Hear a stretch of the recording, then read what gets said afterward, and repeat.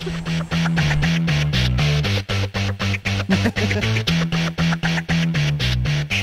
did you ever do any of those trades with the gold or diamonds? How did that work? Was that like even more secret? Or? Let's say if you had gold, we could trade like right now, but if there was a policeman or law enforcement officer walking by, we'll definitely stop. But anyone else, I wouldn't mind trading like right here. Well, gold was mainly a source of keeping something valuable. It was more like an asset. Yeah. Whereby I would buy gold instead of keeping Zim dollars on me. I'll buy gold, and then should I need cash or anything like that, sell the gold. So it was a 3-step process. Okay. First of all, I have Zim dollars. I'll go buy US dollars. Then when I buy US dollars, I'll go buy gold. Okay. When I buy the gold, I keep the gold. So where do you get the gold? Gold was sold by illegal miners. Okay. Pretty much we call them panners. They could just dig up anywhere, anytime, and in search for gold. So should they know that... They just show up with a pan and pan for gold in a creek somewhere? And... Yep, and the illegal miners, they'll just walk around with picks and shovels. And so if there was a gold belt here, yeah, at night they'll just come up and start digging. Wow. Yeah. So if you had gold in your backyard, you'd probably get some big dogs. Yeah.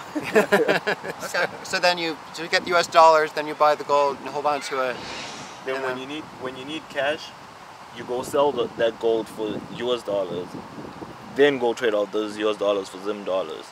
Then you have liquid cash.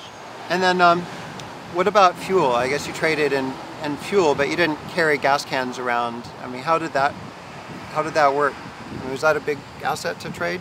Yeah, fuel was a form of payment, even like with companies, schools. I have a cousin of mine that went to a private school. They used to pay school fees. Half of the school fees was paid in fuel. So you went to school. So you pay half in, like, was it Zim dollars or US dollars? So half US dollars, then half in fuel. Because I mean, most of these private schools, they'll tell you that we need fuel for the kids to travel around, go for sports and this and that, and there's no way of us accessing that fuel if you pay the fees in Zim dollars or whatever it is. And yeah, they had to pay for the fees and fuel. And I actually have a personal experience of paying a company off in fuel. The car that I was driving broke down, the transmission broke down, and I had to pay 900 liters of fuel.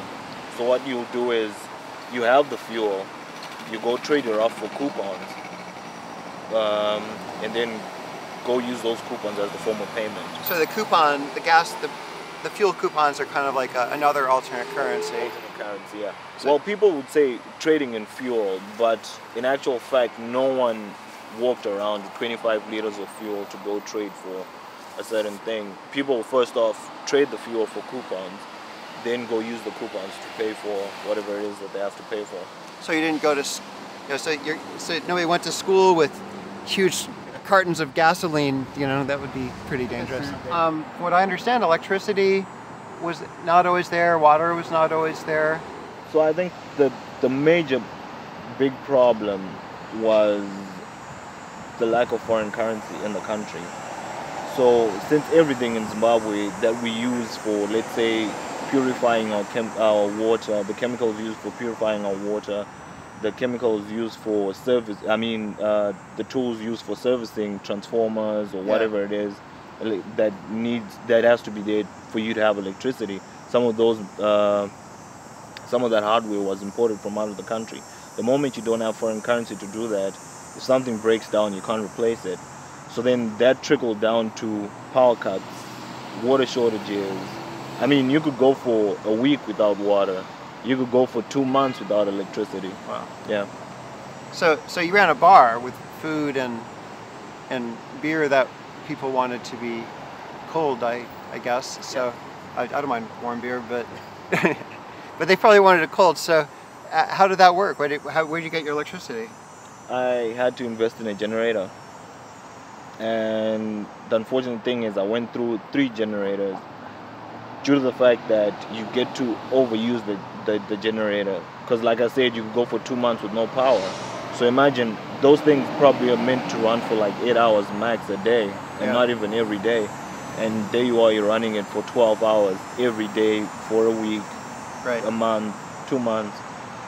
So yeah, everyone, it got so bad to the extent whereby almost every household had to have a generator. Wow. Everything that was outside of the house was not safe. Even public things on public ground, like your benches, probably the bench that we're sitting on. Like this bench would be Yeah, gone. the bench we're sitting on, the fence that's surrounding us, the road signs, the traffic lights, everything was, I mean, something that someone could steal and resell, make something of it. So if somebody say that somebody steals a street sign or the fence here, I mean, what do they do with it? They sell it to melt it down, or what is Well, it? it depends who wants it and what they want it for. Yeah. Yeah, transformer oil was another thing that could be stolen. How does that work with the transformer oil?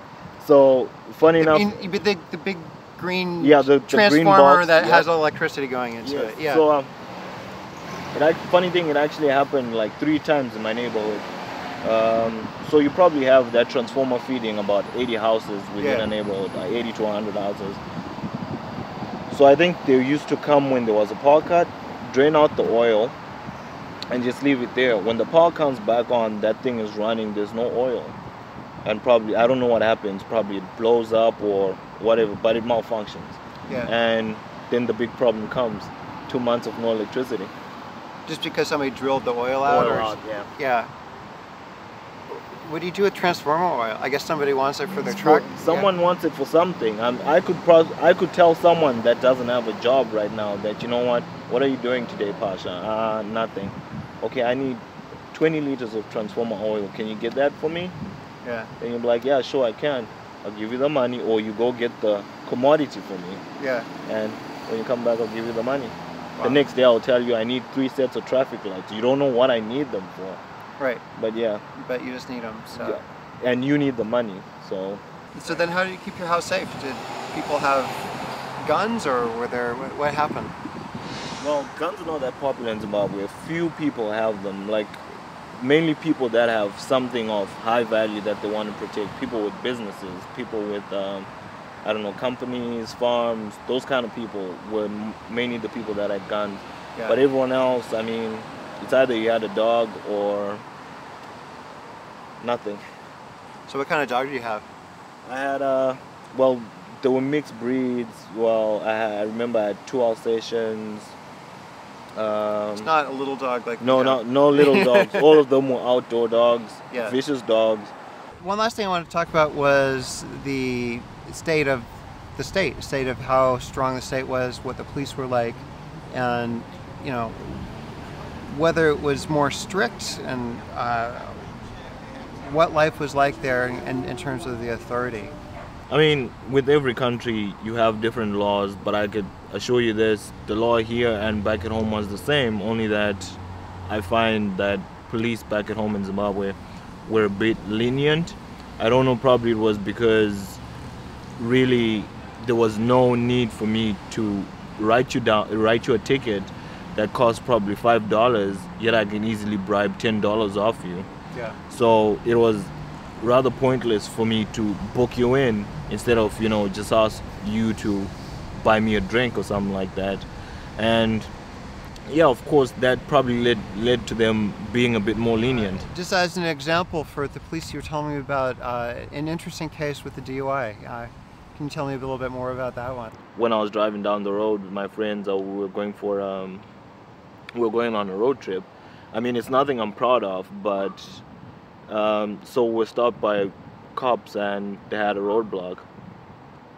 They stopped us, checked for everything, registration and all that, and so. And was there alcohol involved here? Or? Yeah, there was.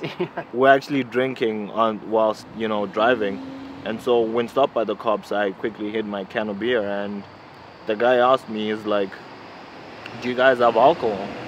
I was like, "Yeah, we do," and it's like, so by someone just asking you that, back at home in Zimbabwe, you can actually tell that someone is asking for something. I mean, I'd be like, Pasha, do you have $5? Do you have alcohol? You know. So he asked me that, and I quickly grabbed 2 cans and gave him. So with no shy, he opened up one, took his hat off, and started drinking right there and then. So he was asking for a beer. I've never had a cop ask me for a beer. Well, and funny enough, that wasn't the only time that has happened. I mean, you get cases of a cop just coming probably to our establishment and during lunch or whatever it is. And yeah, I would ask you to buy him a beer, and whilst during lunch you could have a beer or two. So the laws were probably stricter, but the relationship with the police was kind of more relaxed or more adjustable than ours. In some words, I could simply say they didn't care. Yeah. Yeah, they just didn't care. Although, like, something that you get a 1-year jail term here, back at home you're looking at about 3-4 years. But for you to go down the whole 9 yards, for you to actually go to prison, it'll take a lot. I mean, policemen didn't care of pretty much what people did. This is amazing stuff. I mean, it's just stuff that people here have no idea about, even though it happens in history over and over again, and I hope it doesn't happen here. So, so this is part of what you bring to us, so thank you very much, and yeah, all the best, and all the best over here in the US.